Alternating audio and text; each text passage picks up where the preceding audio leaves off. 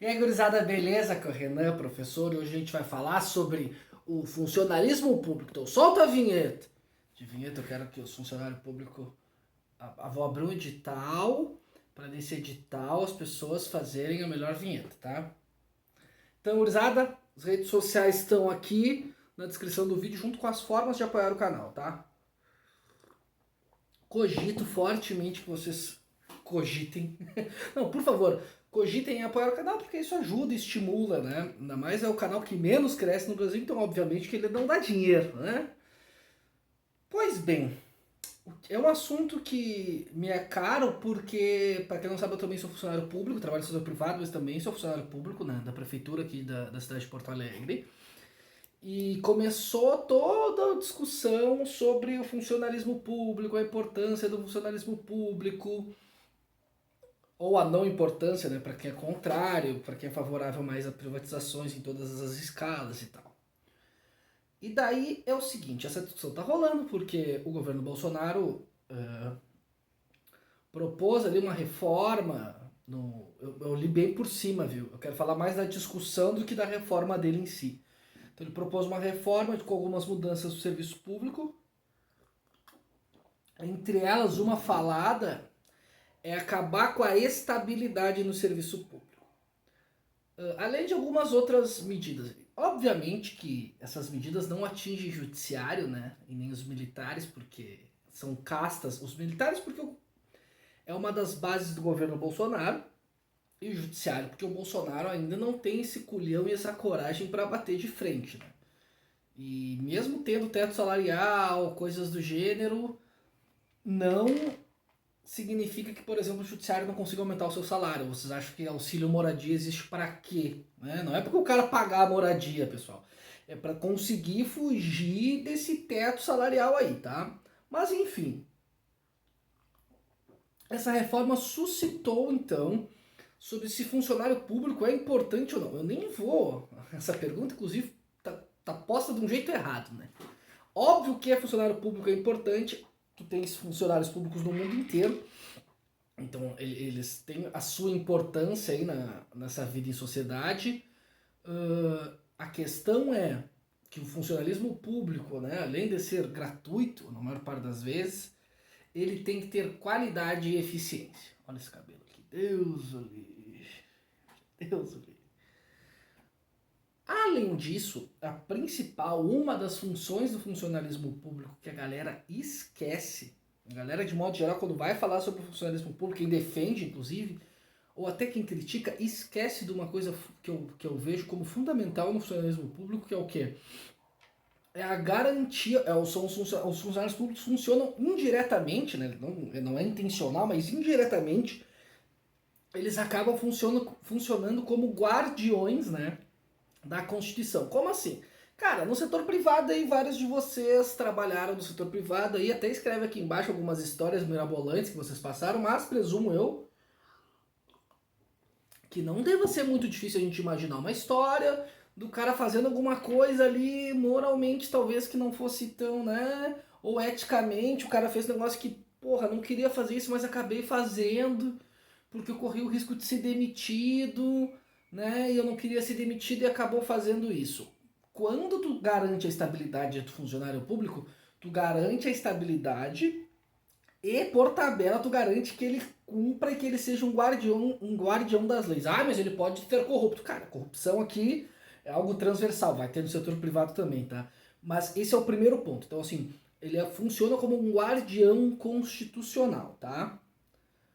Outro ponto importante de ter funcionários públicos é no que diz respeito a não virar uma máquina do governo, porque esses serviços eles vão ter que ser feitos. Então vamos imaginar que o governo consiga abolir a maior parte dos funcionários públicos e cada governo que entra escolhe determinados critérios para determinadas funções. Então, por exemplo, sei lá, vamos chutar aqui, vamos imaginar que daí todos os professores contratados aí pelas universidades federais, né, apesar de elas terem autonomia, mas vamos imaginar nesse âmbito federal aí que, não, a gente só vai contratar professor que seja evangélico, professor que, né, eu crio uma série de critérios. Ah, mas não pode, porque a Constituição vai proibir. Cara, tu acha que não dá pra dar uma Constituição aí pra tu fazer esse tipo de coisa?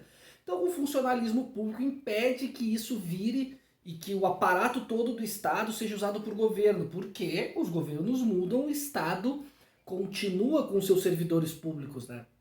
Então isso é uma outra coisa importante, de novo, da estabilidade. Por isso que a estabilidade é uma coisa que as pessoas defendem como algo importante, porque ela garante as leis e ela garante que o Estado não vá fazer mais abusos do que ele comete na vida das pessoas, tá? Então são dois tópicos aí bem importantes, que cabe muito quando se quer, principalmente a galera fala, não, tem que acabar com a estabilidade. Quando a gente fala isso, tem que tomar cuidado com esses dois tópicos. A gente não sabe o que vai acontecer desses dois tópicos. Eu me preocupo muito, por exemplo, do Estado inteiro usando funcionários, né, à medida que, por motivações ideológicas, servindo eles em questões específicas contra o povo, por exemplo, tá? Mas e daí aqui cabe uma autocrítica, a famigerada autocrítica, mas assim, ao longo dos governos de esquerda no Brasil, foi, de modo geral, dado mais grana, até pela questão dos commodities, estava alto, tinha mais dinheiro, então o serviço público ganhou mais dinheiro, foram construídas universidades, foram contratados professores, isso falando da área da educação que eu conheço, mas se expande em outras áreas. Muito bom, muito bonito, muito legal, né? Dinheiro é importante sim, o funcionalismo público não funciona sem grana, precisa-se de dinheiro. A questão é, como eu falei no começo do vídeo, não se discutiu a eficiência ou qualidade do serviço. Isso não ficou para a esquerda discutir. Então, quem acaba discutindo, porque acontece o seguinte, vamos imaginar, tem dinheiro, o funcionalismo público está com dinheiro ali, então tem bastante equipamento, tem bastante coisa, dá-se a impressão que ele funciona melhor do que ele funciona agora. Óbvio, com dinheiro ele funciona melhor do que ele funciona agora, né? Mas o dinheiro some, né? E daí a qualidade do serviço diminui e a população que está lá na ponta aqui, cara, e daí quem usa serviço público de modo geral, a galera mais pobre, e essa galera mais pobre fica vendo o negócio sucateado, o negócio sem grana, toda hora fazendo greve, e eu não tô culpando, viu? Greve é direito constitucional, não tô falando nada disso, tô falando, avisando essa pessoa da ponta vendo isso. Pô, ela fica puta da cara, e com razão, né? Com razão. Só que a culpa não é necessariamente do servidor, né? A falta de qualidade do serviço público não é culpa só do servidor. É também, mas não só. Passa por muito pelo Estado. Só que como o Estado, principalmente a galera da esquerda não quis discutir isso, a galera da direita, a forma de discutir isso é como? Como a gente está vendo agora. A austeridade acaba com o serviço público e privatiza.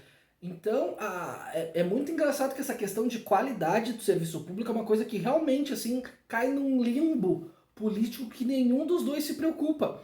Porque a direita vai se preocupar na eficiência da privatização e a esquerda vai se preocupar em manter a estrutura pública, dar mais dinheiro, mas a qualidade fica sempre em segundo plano. Então, assim, não adianta a gente discutir estabilidade, queremos estabilidade. Óbvio que a gente quer estabilidade, óbvio que eu acredito que tem que continuar pelos motivos que eu expressei, mas é fundamental também começar a se discutir a qualidade do serviço público. Porque qualquer um que está aí vai ter alguma história para contar sobre o serviço público, conhece algum parente que teve que levar.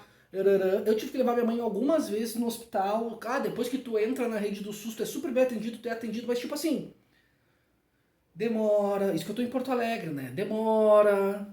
Porto Alegre não é uma cidade tão grande assim, então há sim essa questão da qualidade que nós precisamos discutir. De novo, perpassa pelo Estado e pelos indivíduos do Estado.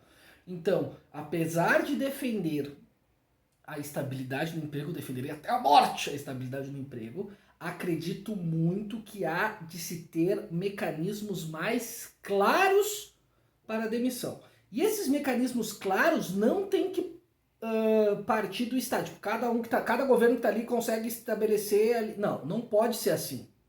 Não pode ser assim. Cada mecanismo tinha que ser de uma forma que eu não faço a mínima ideia, na verdade, mas teriam que ser mecanismos justos e que não um governo não pudesse usar para demitir os funcionários por uma questão ideológica, tá bom?